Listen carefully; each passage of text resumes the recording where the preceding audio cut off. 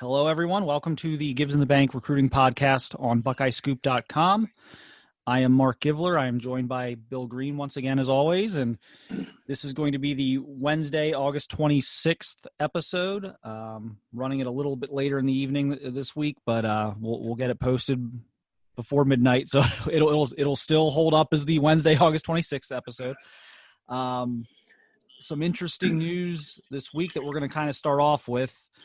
Four-star defensive tackle Tyleek Williams out of Virginia, longtime Ohio State target, deciding tomorrow, Thursday, August 27th, 5 p.m. He's going to announce his decision.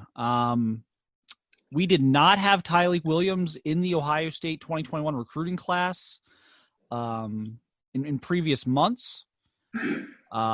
I'll throw it over to Bill here. Do you have Tyleek Williams in the Ohio State 2021 recruiting class now? Yeah, I definitely do now. And I didn't up until, 72 hours ago. It's interesting, too, because I had a conversation with a different Big Ten team probably 2 months ago, talking D linemen, D linemen that Ohio State would not be recruiting in Ohio.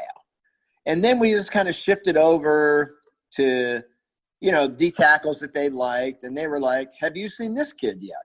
And I'm like, I've heard the name, have not watched the film. And they're like, you have to watch this film. This kid is the most underrated D lineman in America.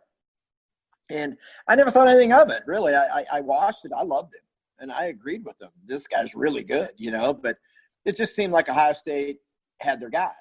And I think they did have their guys until Tamisi Adelaide threw kind of a wrench into the plans. But I really like Tyleek Williams, and I just never really had him locked in or clued in with Ohio State. I just thought, they had their three with Tamisi, Mike Hall, and Sawyer, Chase and JT Tuimoloau, Tywone Malone. I kind of thought that was it, and then to see Tyleek's name pop up, like, I think he's a heck of a player. I mean, I really like the guy, and he's an inside guy, and I'm not too sure that Ohio State didn't see Tamisi as an inside guy. Tamisi, to me, I saw him at the end of February, right before the pandemic hit, at the Under Armour camp, and he was not as tall as I thought he would be. He was not as long as I thought he was going to be, and he kind of screamed out as a D tackle to me, a 4-3 D tackle. So I think that's probably how Ohio State saw him, like more tackle than end. So this makes sense. And like I say, I think Tyleek Williams is a heck of a talent. And I think it's great that they're getting him, to be honest with you. Yeah, I think it's – and yes, I now have him in the class. I do expect Ohio State to be the pick Thursday evening. I think it's just a sign of the landscape right now. I continue to talk to a lot of coaches in Big Ten country that do not expect maybe to get any official visits at all with this 2021 recruiting class. Certainly not this fall. I don't know if anyone truly knows what maybe January might look like. I think that's probably too far off to rule out. Maybe they figure something out with visits in January or something, but there's a real the reality is starting to set in with the coaching staffs. I think that if they have some guys that, they like, that they probably shouldn't be holding them off right now, that they should probably take them. And I always had Tyleek Williams on the outside looking in as they sorted out Tywone Malone and JT Tuimoloau. But, it just looks like they're in a position where they can get a guy they like, and they don't want to be at the mercy of Malone and JT here at the end of the cycle. I talked to a source earlier this week. I think it's been well documented that JT is probably a February guy, but the source I spoke with thinks Tywone Malone is also a February guy, which really puts Ohio State in an interesting spot after losing to Misi is, do you go into January not knowing if you're going to get official visits? And on top of that, you only have 2 defensive linemen, and your other top 2 targets aren't are still out there, and you don't know if you got them or not. So it really put Ohio State, I think, in a bind here with this, defensive line class in terms of, what do you do with a Tyleek Williams? And I think, obviously the move here, I think, is that they're going to take him, and I think they're going to get him. I think he was probably going to commit to either Virginia Tech or Alabama here very soon if Ohio State didn't, give him the green light, so to speak. But I think he does have the green light now, and that's what I expect to happen here Thursday evening. I expect Tyleek Williams in the class now. So, we've talked about kids locking in their spots. Well, I think Ohio State's doing kind of a similar thing here where they're locking in a kid, but so make sure they get one. Do you think – I guess where do you stand on Malone and JT right now? Have things changed for you on either of those guys in terms of what you think Ohio State's chances are? No, I don't think things have changed, but, the longer it goes, they really wanted those kids on campus, but nobody's going to get them on campus. So I still think Ohio State is in good shape with both.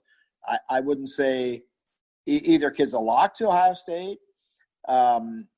So we got to see. These are going to be relationships that are just cemented over Zoom and Skype and text and call. And I just have so much faith in, Larry Johnson, and it's hard to not have faith in him with what he's done. So, yeah, I think they're in great shape with both guys. But like you said, I don't think either guy's going to make a decision anytime soon. So they're going to sit back, I believe, and wait right to the end. So maybe we do have visits in January. So I think this is a good move by Ohio State. And I agree with you. You cannot just go into January with Sawyer and Mike Hall in the hopper and then pray you get the other 2. I would not play it that way. And I also, like I said, I really feel that Tyleek Williams is better than any of the D linemen they signed last year. So I don't look at him as a plan B, plan C. We got to get somebody, just take a body. I don't look at him that way at all.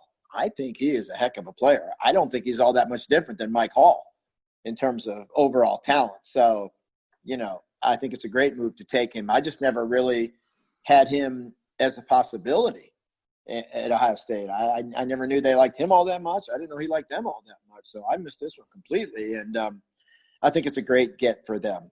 And then, you still chase the other 2, and we'll see. if you lock in Tyleek, then maybe if you only land one of the other 2, then it's a heck of a haul.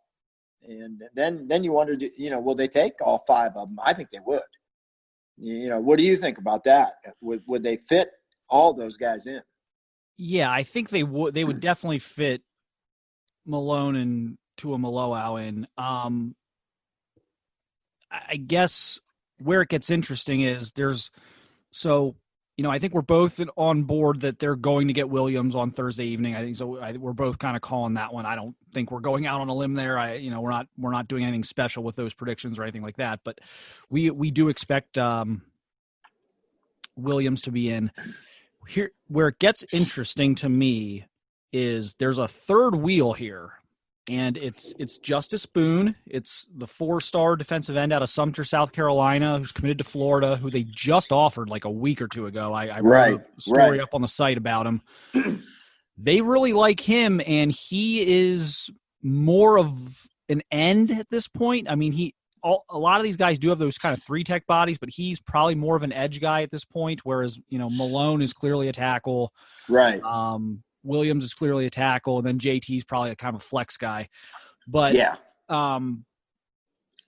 what would be interesting is if they could somehow flip him, because I think right now they would take him, and then at that point, I don't know. Can they fit 6 in? I don't know that they could. I think they would just have to kind of continue to navigate the situation with Malone and JT and kind of figure out, they're not, let's put it this way, they're not going to turn away JT. So it becomes a thing of if they could flip Justice Boone, that would make things very interesting, I think, with Tywone Malone and what would happen there. But, with Boone, everyone down there tells me that if he's able to visit Ohio State, he will visit Ohio State. But there's just no way of knowing if that's ever going to happen. It doesn't look like it would before the December signing period. So is he going to wait until February to sign and see if they can get visits in January in or not? I mean, that I don't know at this point. So that's the kind of a third wheel to look at. I know everyone's going to want to talk about JT and Tywone Malone, and that makes sense. Those are the guys, but Justice Boone is in this mix here, and he's a guy they'd have to consider very seriously because he is a defensive end. And I gotta think they've got to come out of this class with another defensive end. I don't know that if you miss on JT, you just have Jack Sawyer. I mean, now Jack might be the best in the country at his position, but I don't know. I think you got to get two defensive ends. So Justice Boone, I think, is still worth watching. One thing I think that is a little concerning to Ohio State right now, this baseball thing has taken hold a little bit with Tywone Malone. I think everyone knew it was going to be some factor. I don't think anyone at the beginning of the process knew just, if it was going to be half of the decision, a quarter of the decision, whatever it was going to be. I don't think anyone quite knew that, but it seems to be taking more hold. And who knows? Is that because everything has been shut down on football fields across the country the last 6 months while travel baseball has miraculously been able to operate? Maybe there's some recency bias there with Tywone in terms of, he's been playing baseball all summer and that's kind of fresh in his mind. I don't know. But there's that component as well. I think that's going to be a hurdle here. And so, like I said, I think Ohio State's trying to lock in a guy here with Tyleek Williams, and you definitely can't blame them. You can't show up in February and only have 3 defensive linemen or something like that in this class. You got to have at least 4. So it's insurance. If anything else, it's insurance against Malone, and to me, it's a hell of an insurance policy. I mean, no doubt. When Alabama and Virginia Tech are trying to get this kid, I mean, those are 2 pretty good programs known for defense. So it's not like they just plucked this kid from some lower rung Big Ten school. So I think it'd be a big pickup. So all right, well, we'll turn the page on that. So high school football started last week. I was at a game in Indiana, outside of Indianapolis. I watched 2022 defensive lineman Caden Curry, one of Ohio State's top recruiting targets in that class, Center Grove High School, south of Indianapolis, and also Taven Jackson, a quarterback they're watching as well. This week, Ohio is looking good to start. Not everywhere, of course, unfortunately. A lot of the inner city public leagues are not participating, which I think is really unfortunate. But we are going to have some football across the state of Ohio, some schools participating. We have, a lot of guys we want to see. It's been interesting this week trying to prioritize things and trying to get set up. Bill, where are you hoping to be here on Friday, and kind of what are you looking forward to about this weekend? Yeah, I'm still waiting to hear back from Medina High School regarding the media availability and what their protocols might be. I want to go there. They've got the junior quarterback and Drew Aller that you and I really like a lot. I've seen him twice this summer. We caught him at the elite underclass camp. I saw him at a private workout, and I think he's the real deal. I think he's an absolute no-brainer, multi-Power 5 offer kid. Now, is the Ohio State good when Ryan Day can go anywhere in America and recruit anyone? We'll see. But he's worth watching. I mean, Drew he's really good. He's gonna be a heck of a college quarterback someday somewhere. And then they're playing Menor with sophomore defensive end Brennan Vernon. And I saw Brennan last year before he ever played a varsity game. I saw his first scrimmage, and I was just blown away. I mean, I thought it was Jack Sawyer, Joey Bosa. That's who I thought when I saw this kid as a freshman. and he had a great year last year. I saw him twice more throughout the year. I saw him in the middle of the year. He demolished Solon. And then I saw him late in the year. They played state semifinals against Pickerington Central. And you know how physical they are and how good they are up front. And they had a hard time handling Brennan Vernon. So really looking forward to seeing the sophomore edition of Brennan. He's got the Ohio State offer recently. I expect he will take that at some point. I also expect him to be offered by Alabama, Clemson, Texas, LSU, Florida, and the like. You know, to me, he's got a chance to be a 5-star recruit. He's got a chance to be one of the top 10, 15, 20 players in his class as a senior. So, you know, we've kind of always joked that we've had Jack Sawyer as the third Bosa, and I've got Brendan Vernon as the fourth Bosa. He looks like Joey when Joey was a sophomore. I saw Joey Bosa play as a sophomore. And I think the comparison I think it's there. So looking forward to going to that. If for some reason they do not allow media there, I've got Maslin as a backup with Jaden Ballard. You know, he's always a show in himself to see. And then I definitely want to see Terrence Rankle. He could be going head up against Trey Bixby, the 2022 defensive end that we like a lot. He's committed to Minnesota. Ohio State has him on that radar. The commitment to Minnesota is not going to scare Ohio State off if they decide they want to go on him. And Rankle's the guy that I think is going to be in this class. I just don't think they're getting Tristan Lee. I think Jager Burton is a less than 50-50 proposition. They need 4 O-linemen. They have 2. They need 2 more. I think Terrence Rankle is going to be in this class if he performs as a senior like we all think he can. So I'll be at either Medina and Menor or Massillon, Lakewood, St. Edward, and can make a case to be at both games. Yeah, I'm good to go at Coleraine. Coleraine is hosting Lakota West, which has, of course, Jair Brown, Tegra Shabola, 2 Ohio State commits in the 2022 class. Going to be a lot of talent on that field. You know, unfortunately, because West was going to play Coleraine anyway, they're in the same conference. Unfortunately, West was supposed to play Cincinnati LaSalle this week, and that's not going to happen. That got kicked down the road. So it'll be Coleraine, which is a phenomenal program. I'm not disappointed about seeing Coleraine. I would have seen them eventually later on anyway, most likely. So that's going to be a great one. I'm supposed to be good to go there. It's been interesting. So we have 5 guys on the staff who are going to be out and about here trying to cover some high school football and recruiting for you guys this weekend. But if you think the college stuff is wild, you guys really need to take a peek at what's going on in high school right now. Every school's got a different policy, and I'm not just talking about COVID protocol. I'm talking about fans in the stands policy. I'm talking media protocol, and if they're allowing media, if if they are allowing media, where the media can be and what the media can do. It has been crazy, and I'm not saying that to poke fun at the school districts or the ADs out there. It's not easy what's going on right now, but it has been fascinating.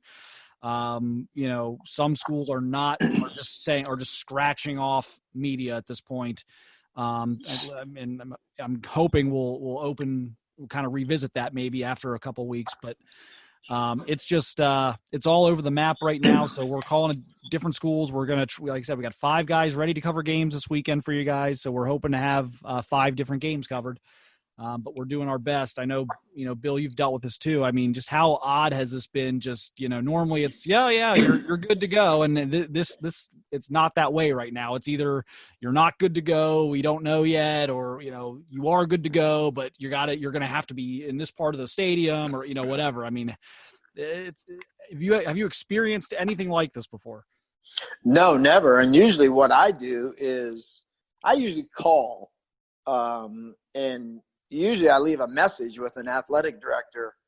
Hey, Bill Greene, coming out to cover your game this week. And, usually they call you back, and sometimes they don't even call you back, and you just show up. And today what I did is I actually sent a pretty detailed email stating that, I'm looking to cover this game. I don't want to be anywhere near that press box, so don't worry about me, jamming 20 people in a small press box. I will get pictures, and I can stay socially distant as I take pictures. And then I want to film the game, and I can do that socially distant also. I don't need to be near fans. I can go in a corner of the stadium. I can go in a corner of the end zone. Wherever you need me to be, I will be, totally compliant with what Governor DeWine wants, with what the CDC is recommending. So, and I think that's important for us. That gives us an advantage over like the radio people or maybe TV people. They have to be in the press box. And a lot of the writers that cover games, they've got to be in the press box. Where us as recruiting people, we can be on the sideline, we can be in the end zone, we can be a lot of places and be out of the way. So I'm hoping, that we all get to get out there and see games. I mean, that's kind of what, one of the advantages of being at Buckeye Scoop and what our, members are paying for is the fact that we're trying to send 5 guys to high school games. And, let me know the website that's doing that out there. So let's hope it works out. I mean, we're shaking every bush we can shake to make sure all 5 guys have a spot this week. And I've never seen anything like it, but we're going to roll with the flow. We're going to go along with whatever the schools want and bring these guys the coverage they deserve. So I'm looking forward to it. So I'll be somewhere, and I'm going to do what I do, and I'm just looking forward to it. There's nothing like being at these games, and this is probably year 20 for me, probably doing this, and it's just as thrilling today as it was 20 years ago. It's a big kick for me, so I'm looking forward to it. Yeah, I didn't realize how much I was going to be, or how happy it was going to make me to be at a high school football game last week. I got to the stadium. Tony was with me. We got there, and I'm just sitting up there. We found a spot up in the corner of the bleachers, well, probably 10 rows away from anybody. And we're just sitting there, and I'm like, man, this feels fantastic right now. It feels great. Even Tony, who doesn't, historically cover high school sports, was like, wow, it feels great being at a high school football game. I said, yeah, it really does. And so, yeah, we're deploying our team writers, Tony Gerdeman, Tom Orr. They're going to be helping us with some recruiting coverage this fall since, at least for now, there won't be any Ohio State football here for a few months. So we are going to be deploying those guys on the weekends to get out there and kind of cover some of the Ohio State recruits. And so we have an army of people here ready to help bring you guys some coverage. So hopefully everything goes smoothly this weekend. And right now we're just taking this 1 week at a time. I mean, we're going to try and get through this first week of high school football in Ohio, and we're going to hope there's a week 2. And if there's a week 2, we're going to find the best way possible for all of us to get out to as much as possible and do it all again. And then it'll be on to week 3. I mean, it's really just kind of 1 week at a time right now, as this landscape continues to get kind of stranger and stranger. But so look forward to bringing you guys coverage. Please check it out, buckeyescoop.com. We will see you next week, but definitely check out our recruiting stuff this weekend, and we will also be at the protest on Saturday. So look forward to that as well. Thanks, guys.